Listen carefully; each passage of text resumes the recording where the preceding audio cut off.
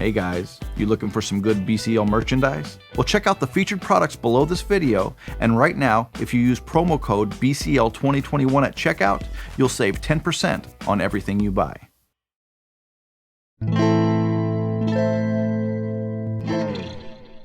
You gotta love it when Democrats find a new talking point. Recently, they've started saying that Republicans want to defund the police. Never mind that Democrats all across the country have already defunded the police in cities like Los Angeles and Minneapolis. The new Democrat talking point is that it's a Republican thing. Now, why are they saying that? Two reasons. The first reason is that they know the majority of Americans don't support defunding the police. So if they can blame Republicans and get away with it, that'll help them politically. The second reason is that if Democrats can get this charge to stick, maybe they can build some support for essentially federalizing the police. You see, the Democrats are all about funding the police, as long as they get to tell them how to do their jobs. But that's a running theme with our federal government, and with this administration in particular. Democrats propose taking control over elections with H.R. 1, the For the People Act. And in their infrastructure plans, they want to take control over local zoning laws to build low-cost, multi-unit housing in the suburbs. Did you know that there are over 1,300 federal aid-to-state programs?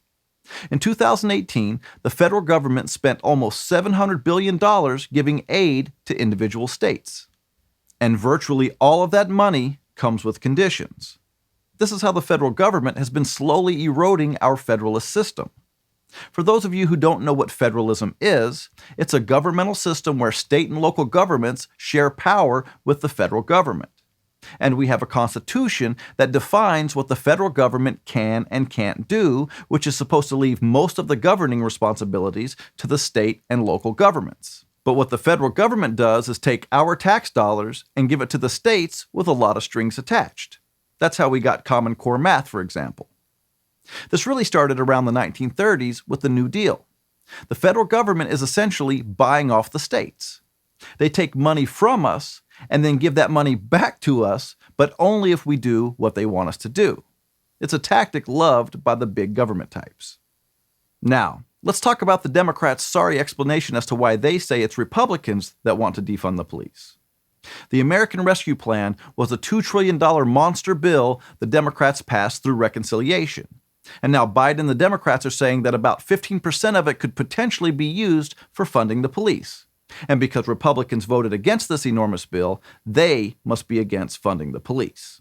It's a stretch, to say the least. The fact is, Democrats created an environment where the police were demonized. They defunded police departments all across the country.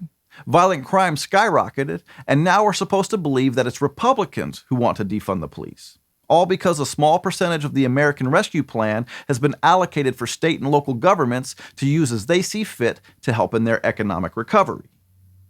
So, are we supposed to believe that a city like Los Angeles, where the city council cut the LAPD budget by $150 million, will take some of this federal money and refund the police? I highly doubt it.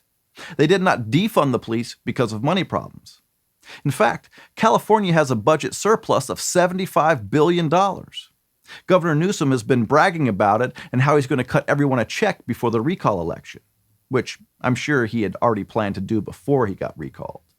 Look, the $350 billion in aid from the American Rescue Plan that was allocated to state and local governments is intended to help households, industries, essential workers, and communities hardest hit by the shutdowns. The police were hardest hit by Democrat politics. It's only after the fact that Democrats are now suggesting this money could be used for funding the police. It was never their intention. They're just trying to change the conversation because defunding the police has been a disaster that their party created. If they can get this talking point out there now, they can use it in the midterms when Republicans hit them hard for actually defunding the police. Next year, Democrats will say that Republicans voted against funding the police, which just isn't true. But they'll also say that Republicans voted against the George Floyd Justice and Policing Act, which is true. Of course, they won't say why the GOP voted against it, or that a Republican senator by the name of Tim Scott introduced the Justice Act that Democrats shelved because it didn't put the federal government in control of policing. Democrats are going to continue to lie in their attempt to take control of every institution in this country. I'm afraid that they're not going to stop until they've turned every town in America into a leftist enclave full of homeless dookie on the sidewalks and gunshots popping off in the background. They're not going to stop until they've taken full control over our lives. And that's the simple truth. Thanks for watching.